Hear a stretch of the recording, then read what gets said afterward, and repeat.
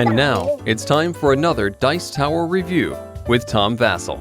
I'm the Boss, the card game, is a new design from Sid Saxon, who's been dead almost a decade, and so therefore, how could a new design? Well, there's an interesting story behind it and how they found his notes, and they found a prototype, and they kind of put everything together, and basically were able to produce this game. Now, this is the card game version of the board game I'm the Boss. I'm the Boss, the board game, is a fierce negotiation family-style game where you're constantly fighting back and forth to be the boss, to split inheritance, to get money.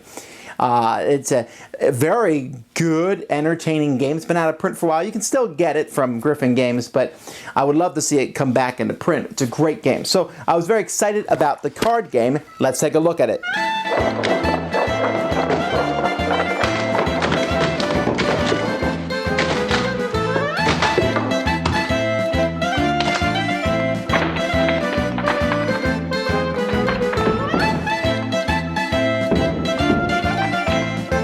The object of this game is to get the most money, and money has these little cards here, and there's 5, 10, 20, 50, 100, and 500, and so you're trying to get that sort of money. Each player is given 2 pass tokens. They're in on one side, and on the other side it says pass, and then one person is given the 2 cousin tokens and the boss token.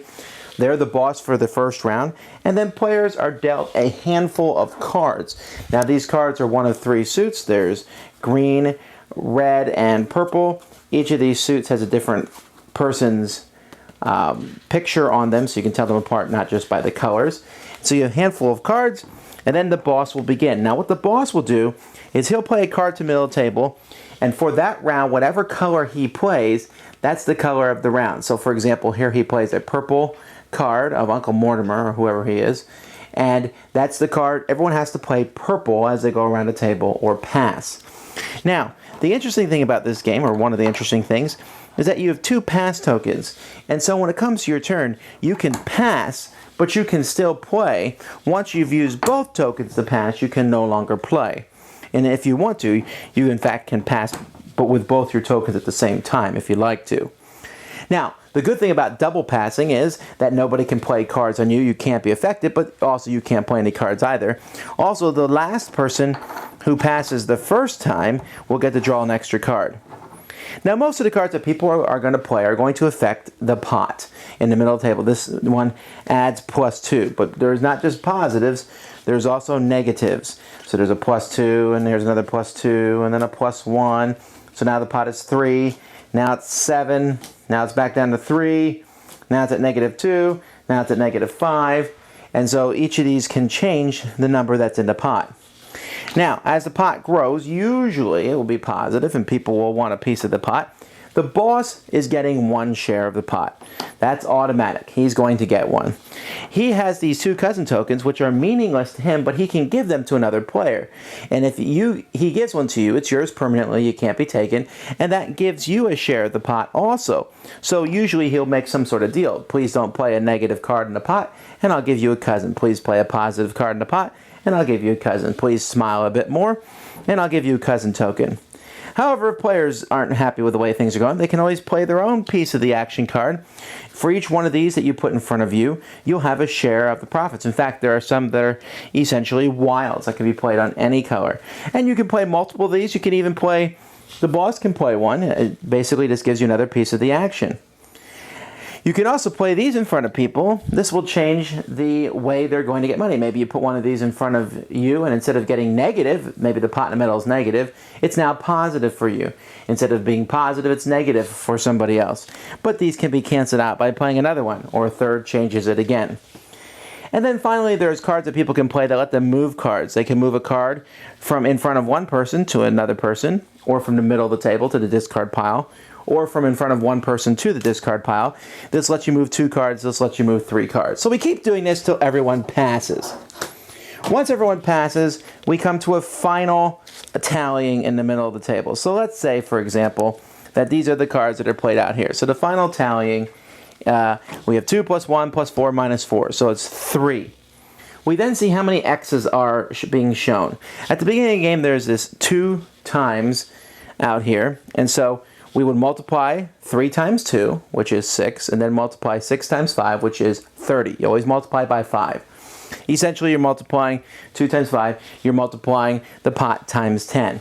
And that is how much money everybody gets. It is possible for everybody to lose. And again, the amount of money you get is per share, also per, for each piece of the action card, for if you have the boss token, if you have a cousin token, and so on. So you can get multiple shares. There is a high limit to the amount of money that you can get. You can't get oodles of money.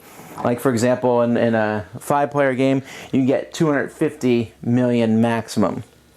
Now, after that happens, in the deck, placed in each half of the deck, there's more X cards. So 2 more of them will show up as time goes by, which makes the pots increasingly more valuable. And when you go through the whole deck, we'll flip over this third one, so it'll be 5 times 10, 50 times the pot in the middle. And you can see that 50 times 3 is 150 for a piece of the action, so that changes things dramatically. I'm sorry, it's 25. 5 times 5 is 25, not 50. So anyway, you keep going, so each person is the boss a certain number of times. After that happens, you simply add up all the money, and whoever has the most money throws it in the air, does a happy dance, and is the winner. I'm the Boss, the card game is, it's not completely different than the board game, but it's very different. It has a very different feel to it. And I don't mind that it has that different feel, but you need to realize this is not I'm the Boss, the card game. It has a bit of the same flavor where you're kind of splitting things, but in essence, it comes down to, do you have the cards in your hand? And so I'm just going to say straight up, that's my biggest problem with the game. I don't dislike the game, but my biggest problem with the game is it doesn't really matter what cards you have, even though you can discard 2 cards at the end of your turn and draw more. If you don't have many cards of the suit that's being played, you kind of sit out a round. And you say, well, you can come in another round. Well, that's true, but still, it makes the round less interesting for you. It would be fun if you could get involved in a round and fight, but you're kind of out. And that is just by far the most annoying aspect of the game for me. Now, when you're in a round, lots of fun things to do. To take extra shares, I want a piece of the action, you have a bunch of these, and then someone plays a negative card on you, and you say, no, it's not negative, I'm actually moving that negative card to you. That's all interesting and good. And I found that most of the time, the pot tends to be larger than not, because most of the negative cards that would bring it down, and I would love to see that happen more often, are canceled because the person who's about to play it, the boss says, well, would you like to be one of the cousins? And, well, yeah, of course I'd like to get some of the action. So you'll find yourself going over the maximum amount of money you can get per turn quite a bit. And so if you're going to make that work, you need to actually cut other people down. So to other rounds down, so that when your rounds where you make money, those are not crossed by other people making money on their rounds. So I'm trying to explain this in a way that it makes more sense. You're going to get a lot of money. So you need to make sure that at points in the game, other people get very little money. Because then when you all get lots of money, you get more money than they do. Still not making sense, I suppose. But if you were in my brain, you would understand that. Now, the playing of the cards, the taking the cards, that's a bit of a take that is very light, and there's a lot of luck, again, based on the cards. But there's some neat aspects. To being able to pass twice is something that's a lot of fun. You know, I passed once, and many times I would pass immediately on my turn, even if I had a whole handful of cards that match the suit that's being played, because that makes people think, hopefully, that I don't have many of those cards, and so they'll take me for granted. And then when it comes around, I'll play a +1 or something, and slowly keeping the best cards, the plus minuses, the move cards, keeping the piece of the action, keeping the best ones to yourself, waiting for that best moment to jump in the pot or to ruin it for other people. It's an interesting game. It's not great. I'm the Boss is great. I'm the Boss, the card game is okay. I wish I liked it better.